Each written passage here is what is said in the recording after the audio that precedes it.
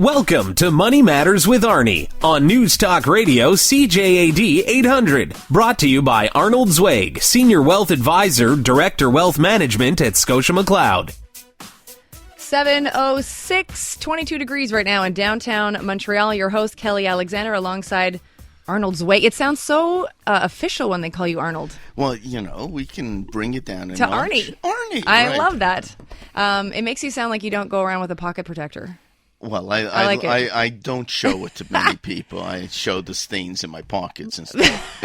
Very nice. Well, always happy to have you back on CJD, Arnie, so thank you so much for being here. And Arnie will be here until 8 o'clock, so if you've got any questions, 514-790-0800 by phone and 514-800 by text, and we appreciate your first name in the text. So if you've got, can I even say tax questions now? You can.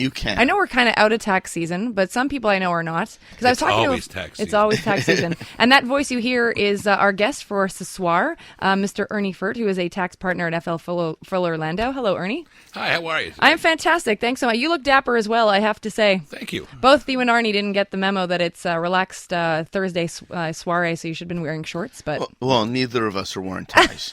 That's true. Okay. That's good. We'll go with that. So, Ernie, you're going to get into tax business a little bit later, so we're going to get into that. But Arnie, I know that we wanted to kick things off by the fact that you had an interesting experience recently, which I think is great in the fact that you went to a graduation and it got you thinking about young people and their finances. That's right. I was fortunate enough to go to a McGill graduation of my niece, and it brought me back to a simpler time in my life.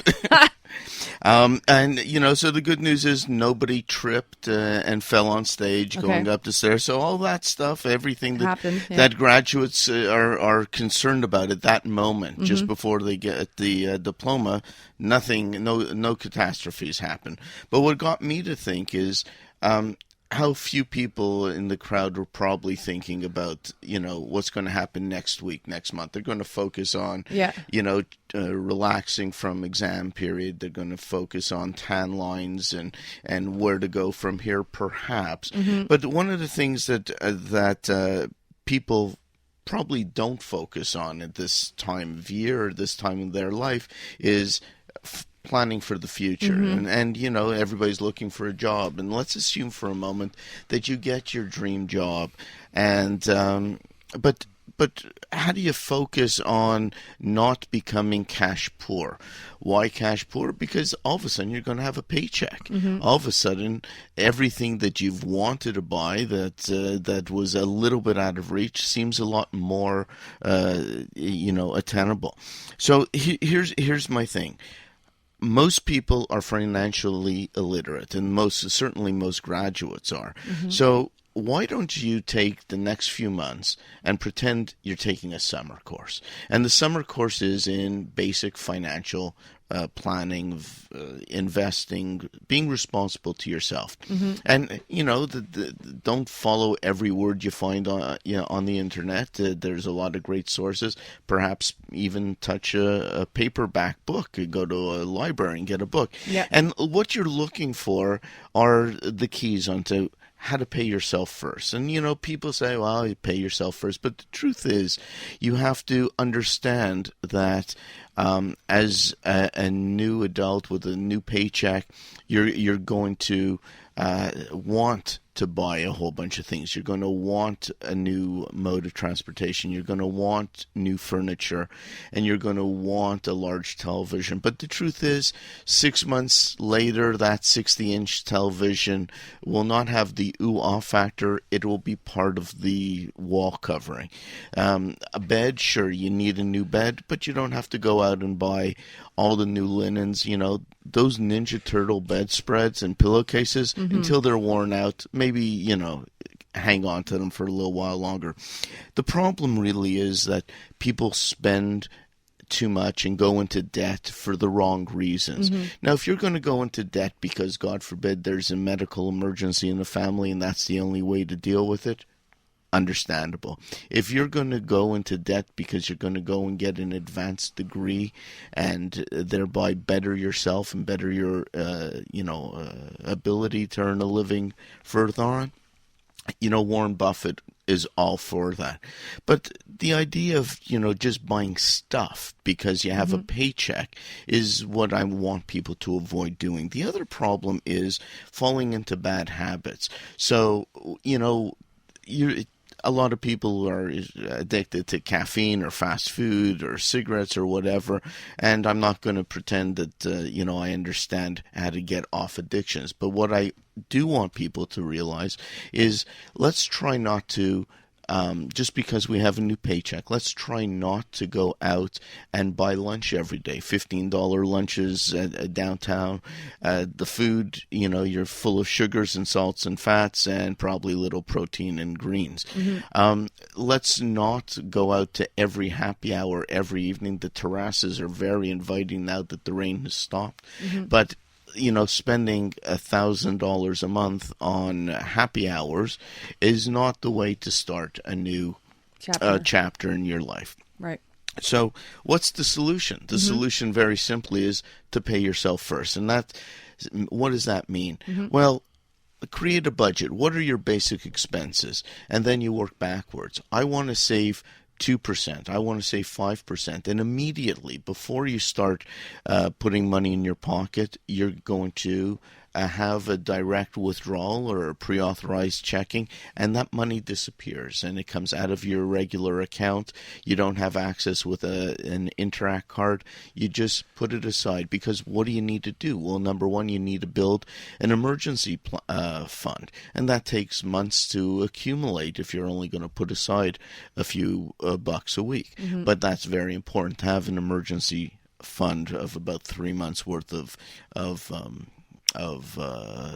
cash flow, salary. Yeah. Okay. The other thing is, once you are working, find out what benefits are available through your employer. If there's a pension plan, join it right away. If there's something that they match funds, join that right away, because you want to not incur unnecessary debt and you want to save all at the same time. And if you're going into this, this new chapter with a truckload of debt, well, start paying down the debt and you'll, go out a little less frequently, because you got to knock down that debt before it becomes a real albatross around your neck. Right. Perfect.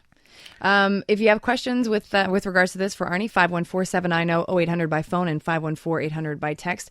I know it's funny. I have a lot of colleagues that I work with who are in their early 20s, and they're doing exactly what you have just spent 5 minutes saying. They're doing the saving part or the spending part? The spending part. Oh, okay. Some of them are doing the saving part. So maybe we should have a coffee. Yeah, we should have some with some of my younger colleagues. Not all of them, but I was there a few years ago myself, so I totally understand, especially because I think once you go through school and you've been spending on your school and all that, when you finally get a bit of cash flow, you're like, oh, I can breathe a little bit here. And then when you should be, like you said, paying yourself first. Yeah, it's human nature. We all want to reward ourselves. We've done good. These graduates are proud of what they've accomplished. But it's just the beginning. And, having a truckload of debt accumulate, or the wrong kind of debt, before you're 30 will be with you for decades. You're listening to Money Matters with Arnie Zwaig here on CJAD. Again, if you've got any questions, 514-790-0800 by phone and 514-800 by text. My name is Kelly Alexander. Off to the CJAD Traffic Center now at 7:15 with Kira Yeager. You're listening to Money Matters with Arnold Zwaig of Scotia McLeod on News Talk Radio CJAD 800. Good evening. Thank you so much for joining us on the show. It's your host, Kelly Alexander, alongside Arnie Zwaig, and our guest this evening, Ernie Furt, who is a tax partner at FL Fuller Landau. I have to say, that is a lot to get out in one. Just the FL Fuller Landau part. That's a tongue twister. So, Ernie, welcome to CJAD. Thank you. And Arnie, I know you've got big questions to get to with Ernie for just a sec, but we did get a text come in over the break at 514-800, and I wanted to get to this. It says, you mentioned having the wrong kind of debt. What's the right kind of debt? Would you limit this to only mortgage and car payments? So it's a great question. The wrong kind of debt is consumer debt, okay? So buying the TVs. Buying stuff. Okay. Going on your Florida vacation or your Cuban vacation, not having the money and putting it on a credit card and paying that off never. Right. The right kind of debt certainly would be the real estate. A car, I wouldn't say an Aston Martin for the average person, but, a vehicle, a method of transportation, certainly. And then things like real estate, investment, and certainly education. Borrowing money so that you can continue in your education and really invest in yourself, that's the right kind of debt. Okay, perfect. 514-790-0800 by phone if you have any questions for Arnie. And of course, you can reach us again by text at 514-800. So, Ernie. Ernie. So, this has nothing to do with President Trump and, the fact that there have been all kinds of people wanting to move or threatening to move to Canada. But there seems to be a number of people, a number of Canadian citizens who had their entire, professional career down in the States, and now they're looking to move home. How did is there a complicated way of moving your assets from the States? Is there a simple way, I meant to say, to move your assets, your retirement plans, your investments from the States to Canada? It can be complicated and it can be simple. It depends what you have. Because there are certain plans that are more easily transferable, like a regular IRA or a 401k plan. Those are easily transferable in the sense that you cash them, usually after you're 59 and a half, and you pay your U.S. withholding tax on it, which is 15%, possibly a little higher, maybe 25%, and then you can you'll tax that in Canada also, and put it into an RSP, and it won't disturb your RSP room. You'll get a foreign tax credit as well as an RSP deduction for it. Okay, so it's truly workable. A rollover. It is. There's a rollover, but it's not for everything, and you have to look at what you have. And certain times it's not necessary to roll over stuff. There's Roth Iras, which is effectively a savings plan, which is not even taxable in the States. There's a rule in the Canada-U.S. tax treaty that basically says if the investment for a U.S. person would not be taxable when it's withdrawn, it's not taxable in Canada either. So sometimes you see certain 1099s for pensions. That those are the forms that they get in the States when people have a pension withdrawal, and you'll see a taxable portion and a non-taxable portion. So effectively, the taxable portion is what is taxed in Canada as well. Okay, so then the flip side of that is you have an American citizen who's living and working in Canada. Are there special considerations for them? There's special considerations, but not necessarily on the retirement side. We don't have that, as many different types of registered plans. You can have a registered pension plan with an employer. You can have a deferred profit sharing plan. You can have an RRSP. These are, and the RRSP could be self-directed or not necessarily self-directed. You're allowed to do the RRSP. It doesn't matter if you're American or Canadian. What matters is that you're a resident in Canada and earning that employment income or business income personally, and then you can do your RRSP. But there's certain investments, because when an American is here and is resident in Canada, that American still has to file American tax returns. So you have to watch out for certain types of investments that you do. For example, one of the investments that I don't generally recommend is to invest in a mutual fund, because the investment in the mutual fund will force you to prepare additional forms in the United States and on a different accounting method that you're not going to get the answers necessarily from your Canadian broker. And the problem with that is you're going to end up paying more in accounting fees than you're going to earn in investment income. We had a text come into 514-800 from Romeo, and I think this is probably something that you guys would like to take. Apparently, Romeo's mom is retired. She wants to invest in a condo in Florida, and he wants to know if Romeo himself and his brother should put the condo directly in their name to save problems down the road, even though I guess she will be paying for it. Well, effectively, what should be done before is the mom should gift the two major children over 18 the money. The two major children should purchase the condo in their names, and then they can avoid an issue later on with a deemed disposition upon death of mom in Canada. and any potential U.S. estate tax that would arise at that point in time. Okay. So it's not a bad idea, but the money has to be theirs. Their name should be on it, and they should give mom the right to live there as long as she's able. Oh, well, if she's ponying up the money, I think so. 514-790-0800 by phone and 514-800 by text. Arnie, going back to your point a little bit earlier, we've had a text come in to 514-800 saying, how much money should I be saving if I plan on buying a house in Montreal while still being a student working part-time? I love the way this person is thinking. This is great. Yeah, it's fantastic. So the answer is as much as you can. There is no rule of thumb. You want to have as large a down payment as possible and take as little mortgage as possible. So if you can squirrel away every tip or, nickel, quarter, dime, loony, toony, just keep doing it because it's never enough. Okay, perfect. 514-790-0800 by phone and 514-800 by text. Arnie, what is up next for Ernie? Well, there's this form that was recently introduced. It's an 1135 form. Most taxpayers seem to, that have investments, seem to have the need or requirement to file this. It has to do with income and investments outside of Canada. And so, Ernie, I'd like you to sort of address it. After the news, I think I'm gonna do one of those cliffhangers. Okay, that's what we're gonna do. And what cliffhanger? An 1135 cliffhanger. Exactly. I love right. that. That should be on a bumper sticker. You're listening to Money Matters with Arnie Zwaig here on CJAD. We're joined tonight by Ernie Furt, who is a tax partner with FL Fuller Landau, and of course Arnie Zwaig, who is Senior Wealth Advisor, Director Wealth Management with Scotia McLeod. My name is Kelly Alexander, and again, if you've got questions, 514-790-0800 by phone and 514-800 by text. You're listening to CJAD. You're listening to Money Matters with Arnold Zwaig of Scotia McLeod on News Talk Radio CJAD 800. Good evening. 7:35 right now and 22 degrees still in downtown Montreal. Your host, Kelly Alexander, with you on Money Matters with Arnie Zwaig.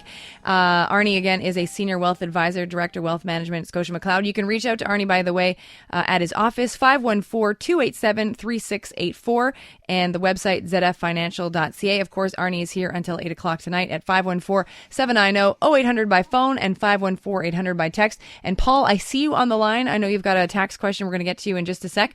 But our guest tonight is Ernie Furt, who is a tax partner at FL Fuller Landau. And we had this cliffhanger, a tax question cliffhanger before we went to news. And I don't like to disappoint the people who've been hanging on with bated breath. So please give us the 1135 tax cliffhanger, Ernie. Well, what is it? What is a T1135? Anybody who has foreign investments in excess of $100,000 Canadian at cost has to report this T1135. Now, over the years, this form has evolved. There's been a lot of changes, some positive changes, not too many negative changes, but there's been some positive changes to it in the sense that if you're under $100,000 of investment income, not investment income, but cost of foreign securities, you don't have to have one. So that's great. Okay. Of cost. Cost. Okay. At cost. If you're between 100 and 250, there's a simplified method. Basically, you just have to list the type of investments you have, which could include funds held outside of Canada, your little Vermont bank account or your Plattsburgh bank account, shares of non-resident corporations. Now, shares of non-resident corporations, you can handle shares of non-resident corporations. IBM is a non-resident corporation, so if you own IBM, that's part of it. Indebtedness by non-residents, interest in non-resident trusts, real estate outside of Canada.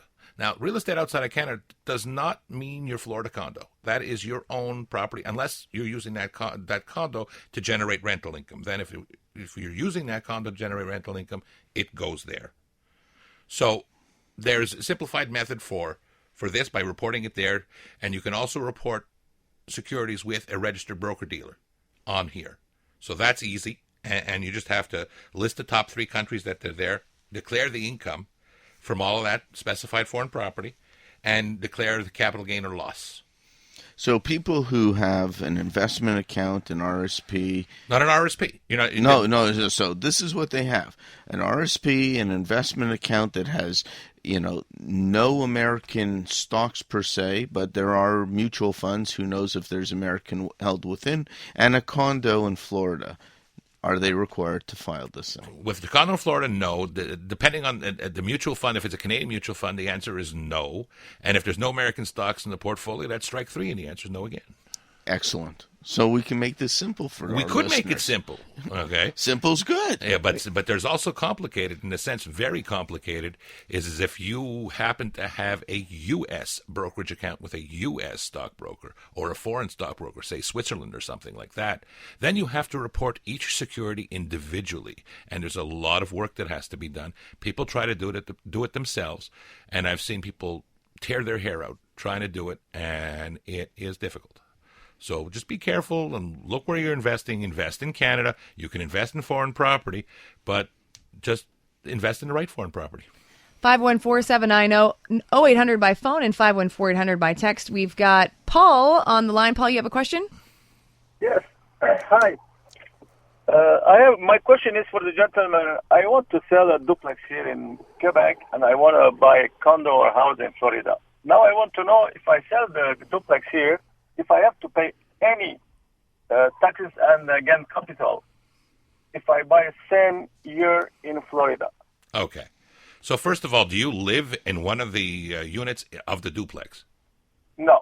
So this totally is revenue property. Yes.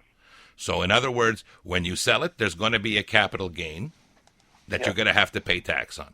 Maximum rate on the capital gain is, say, about 26%. Okay. Okay. Now you're taking that money, less the taxes, and you're going to buy something in Florida, condo, whatever. You can't use replacement property rules. You can't defer the capital gain on the Canadian sale. You pay the tax in Canada. You buy your property in the U.S. with the net proceeds, and there you go. Let's say I bought the condo or house in Florida, and a few years after I sell it. Okay. So if you Now I have to pay tax again in Canada? Well, you also have to pay tax in the United States. So you sell it.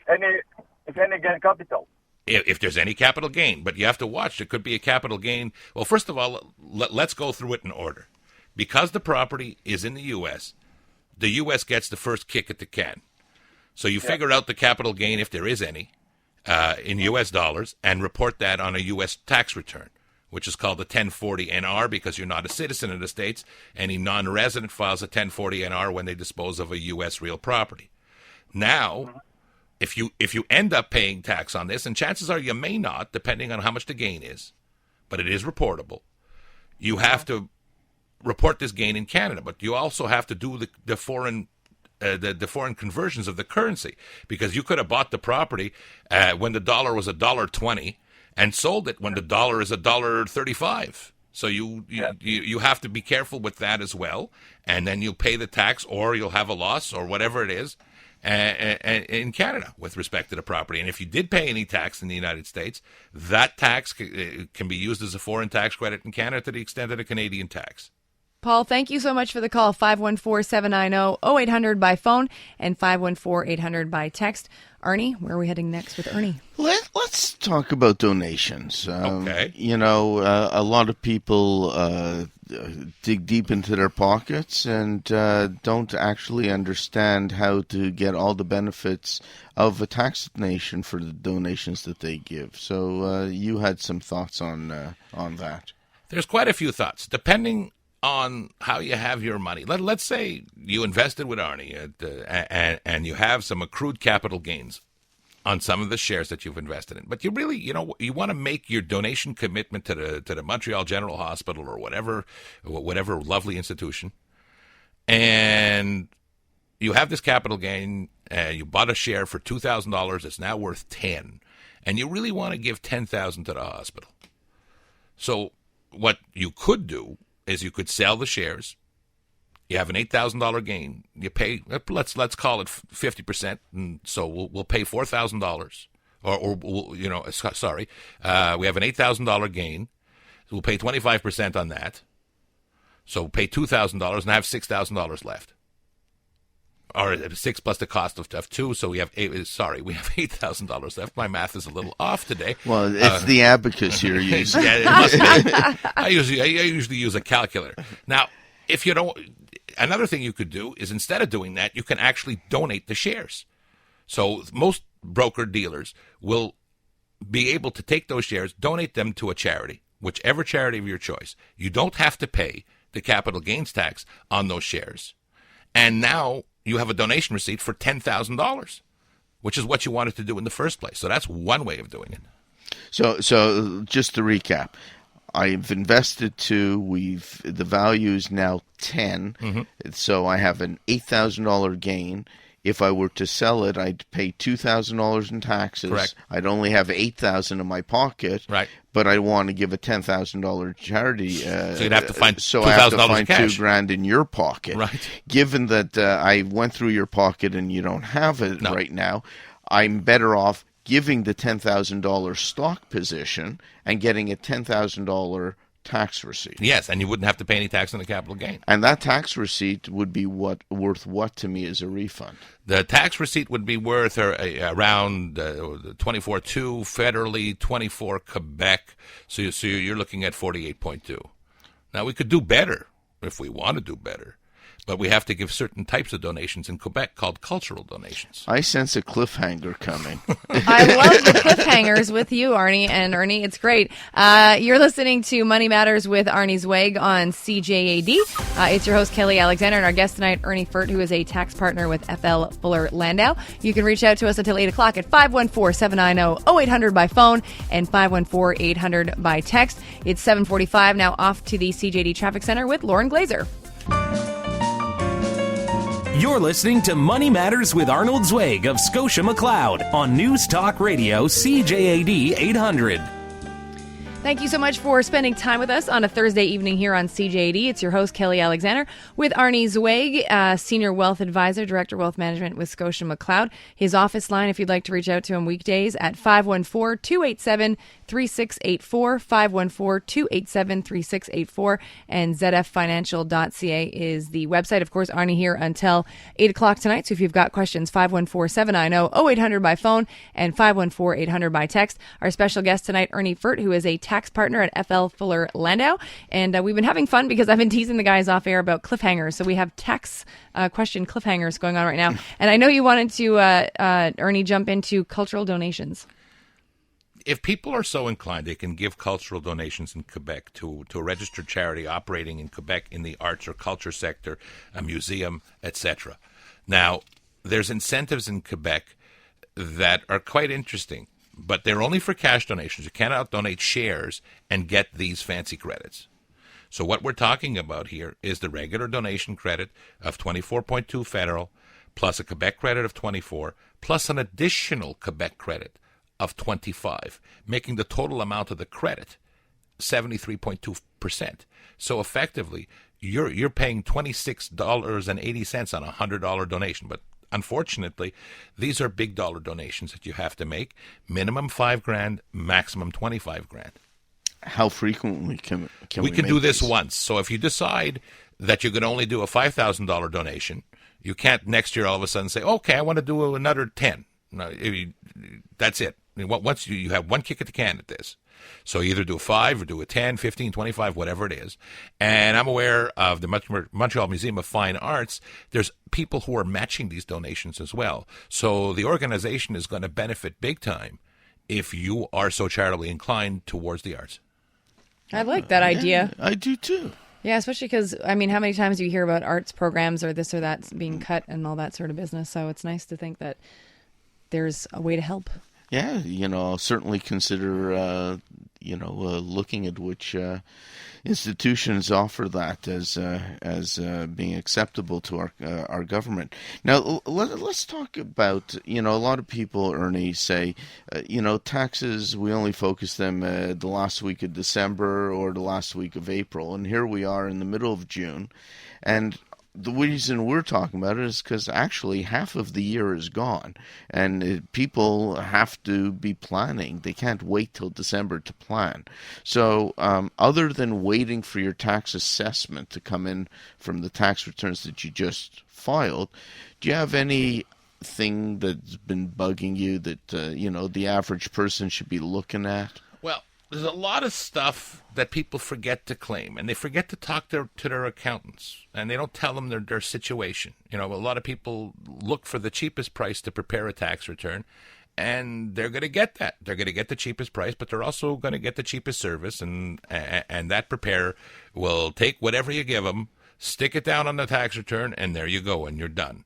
But in the interim, you forgot to tell them, that little Susie is now in university in England. You forgot to tell them that you just bought a new home for the first time.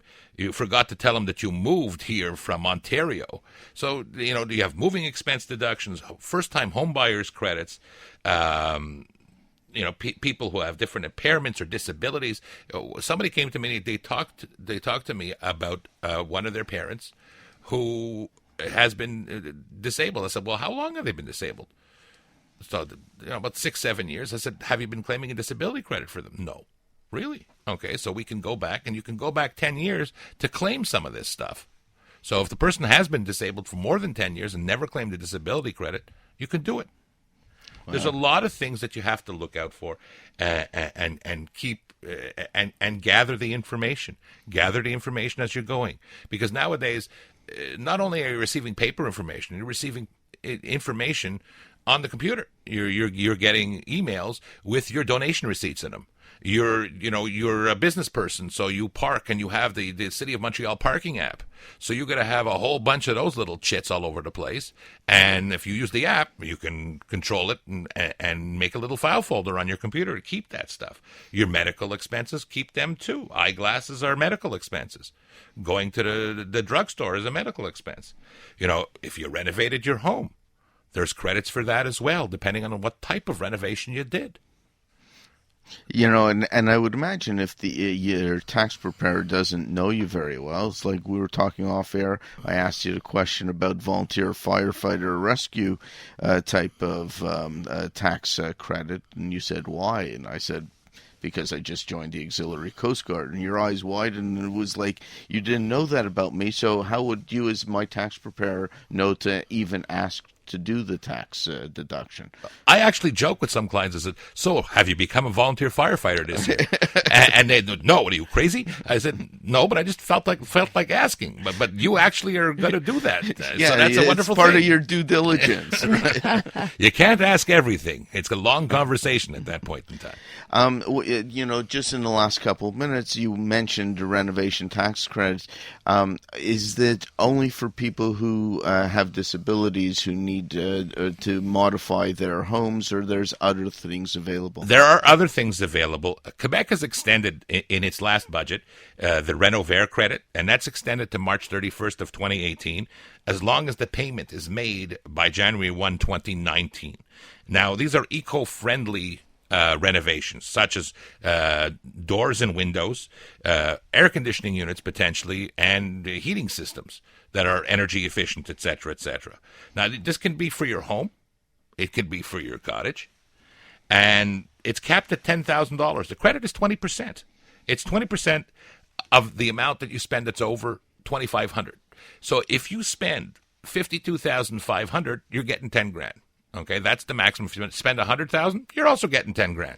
But if you spend $10,000, if you spend $10,000, then you're $7,500, and you're not getting as much. You're getting 20% of $7,500. But you have to. You can't use Uncle Joe to do this unless Uncle Joe is qualified and has an RBQ registration. You can't do these things under the table like some people would do. You have to actually get a bill. The person has to be RBQ qualified. There's forms that have to be filled out, and they verify it. Ernie, thank you so much for joining us tonight. We appreciate it very, very much. Thank you for having me. Ernie Furt, again, a tax partner at FL Fuller Landau. And Arnie, I think this is going to be like sea in the fall. The summer is here. You're finally. taking some time off to rescue people. Well, that's right. So Lac St. Louis will be under my watchful eye. I love it very much. So I send you a high five. Thanks always for hanging out. We appreciate it very, very much. And you for coming in on such a lovely evening. Truly no appreciate worries. it. Happy to hang out. Arnie Zwaig, again, a senior wealth advisor, director wealth management with Scotia McLeod. His office line 514-287-3684. The website zffinancial.ca. My thanks going out to Dave Simon for pushing all the right buttons. My name is Kelly Alexander. Have an awesome night. Coming up next on CJAD, it's the Night Side with John Poole.